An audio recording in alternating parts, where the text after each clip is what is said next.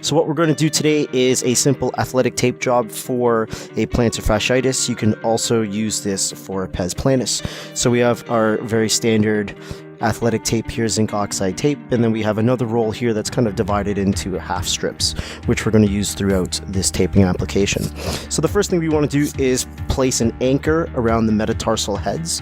When we're placing our anchor around the metatarsal heads, I'm going to put this on the plantar surface of the foot, and then I'm going to come over here like this and then splay the foot to flatten out the foot as I create that anchor around. The anchor really isn't a functional strip on this taping application.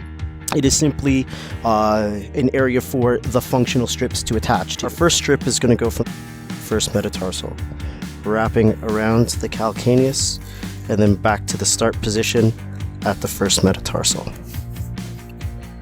Our second strip will be at the second metatarsal, again wrapping around the calcaneus to the second metatarsal.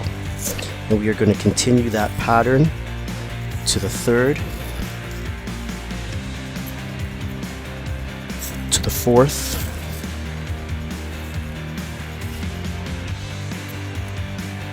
and last to the fifth. And you can see how that creates a little bit of a pocket or a cushion right there at the calcaneus. The next thing we want to do is to re-anchor to hold our functional strips in place. Again, you would splay the foot when you're applying anything around the foot.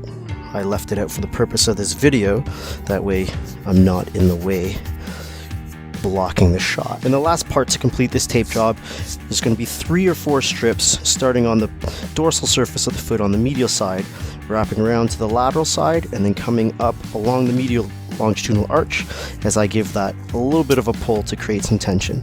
In other words, I'm helping to create that medial longitudinal arch.